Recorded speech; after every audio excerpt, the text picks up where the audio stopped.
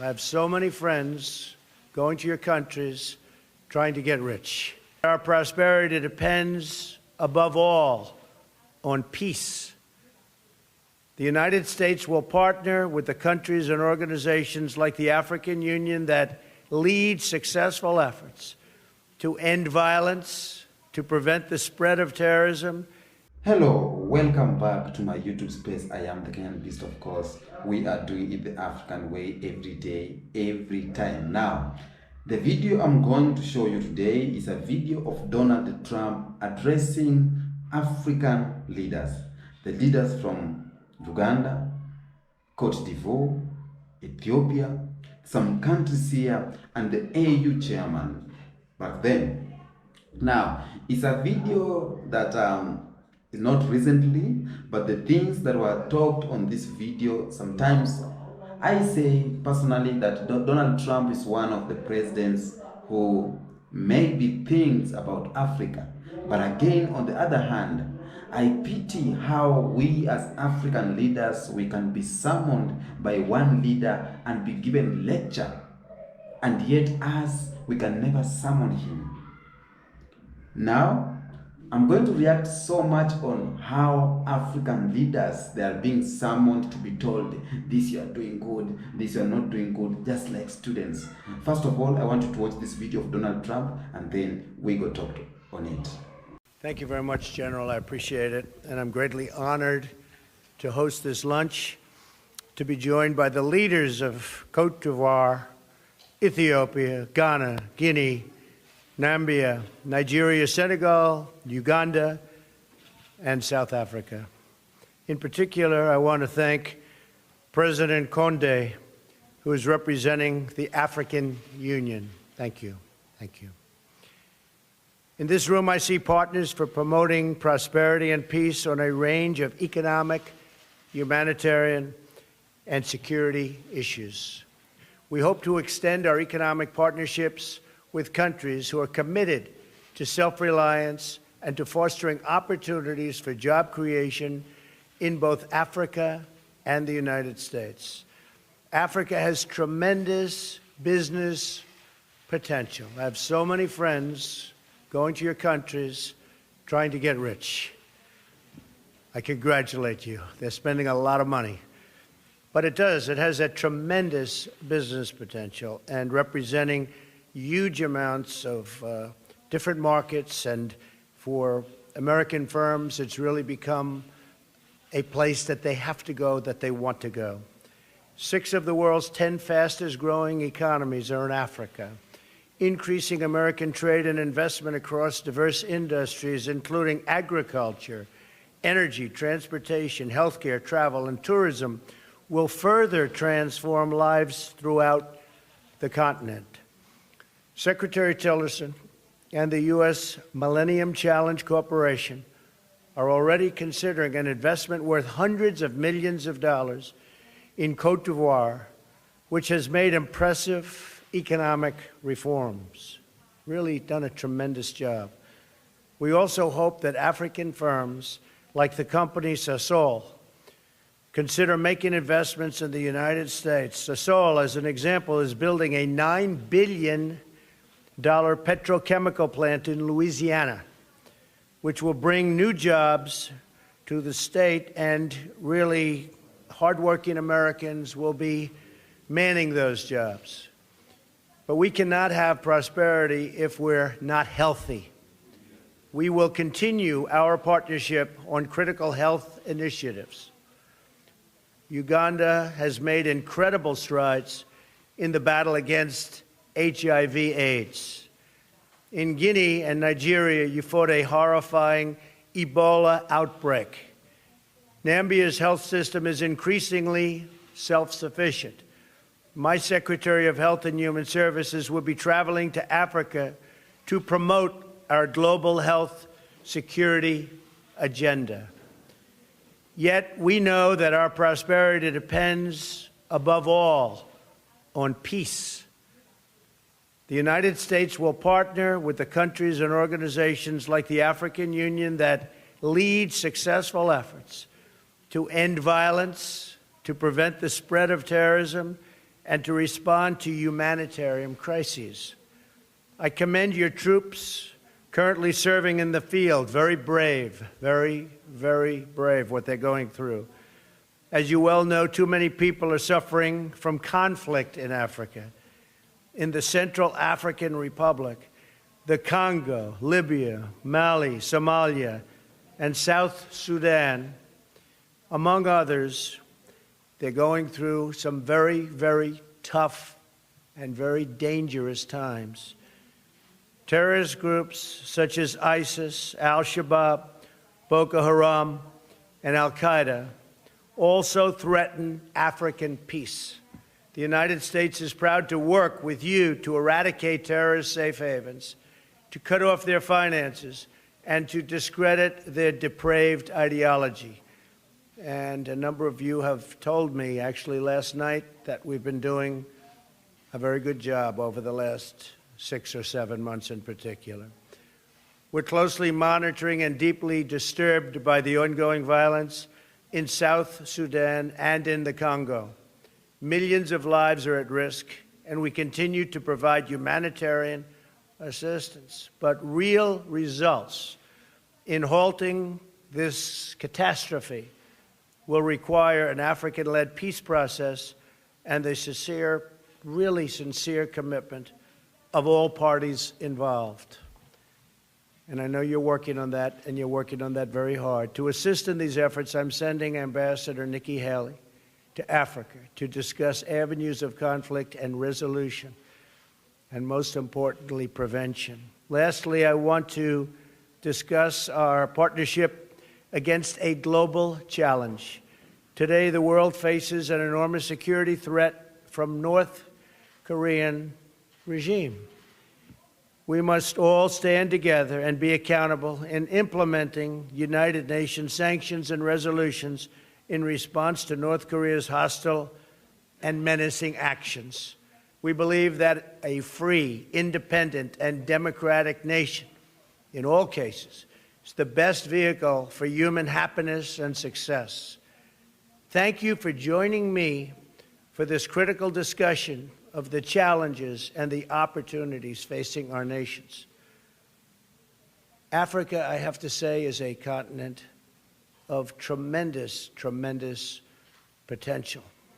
The outlook is bright. I look forward to hearing from you and your advice during the meal. I thought rather than just eating, we'll have long discussions, and I look forward to that very much. But I also look forward to getting to know so many of you, and so many of you I do know.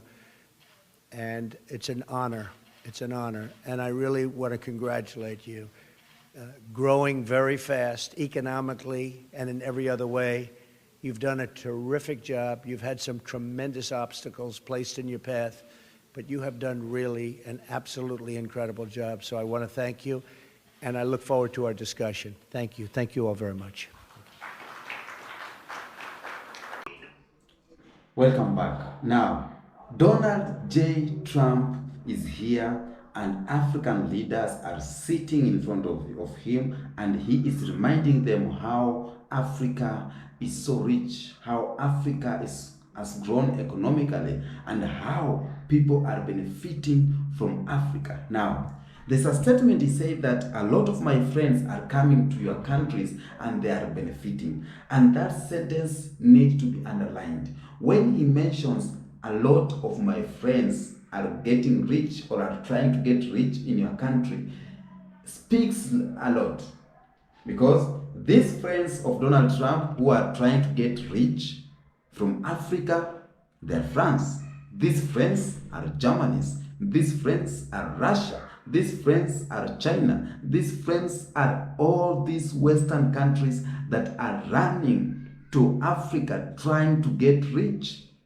Not even trying to get rich, getting rich in Africa. Now, Donald J. Trump knows that. And he is telling African leaders. And the African leaders are sitting there, listening keenly. Very quiet. How Donald Trump is telling them about the security in Africa and what needs to be done, and they will hold discussions. That is not my problem for Donald J. Trump summoning African leaders. But my problem is, for how long will we continue to be someone like this? For how long will we continue to be told what to do? For how long will we continue as Africa to be given aids, to be helped by these countries?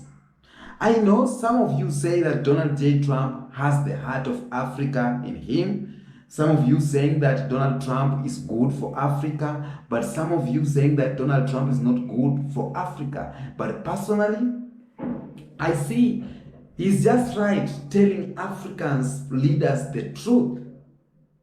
Telling African leaders what they need to do so that they can elevate their countries. Security being number one. Now,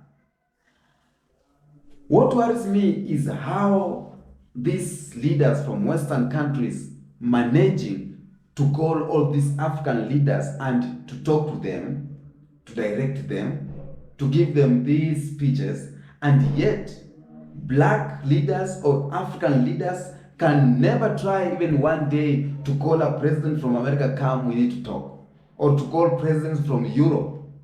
I understand that Africa is a growing continent and they are looking forward of these countries. But I will never cease to mention that Africans need to wake up. Waking up means that we will deal with our own problems by our own.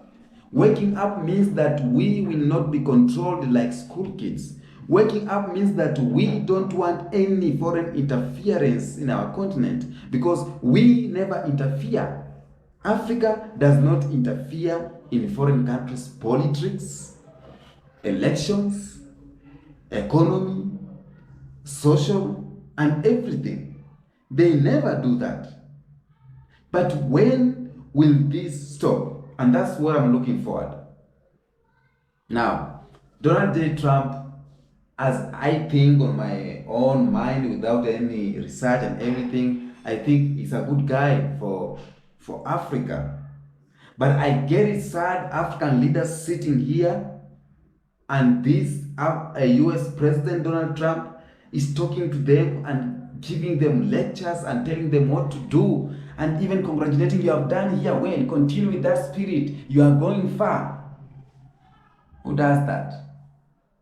And vice versa needs to be, Africa needs to be calling this leader and summon them and tell them that, you know what, your mineral has exceeded this, you are paying less, you're not paying on time, so you need to move. That's the kind of the talks we need to have, business talks with Africa and other countries.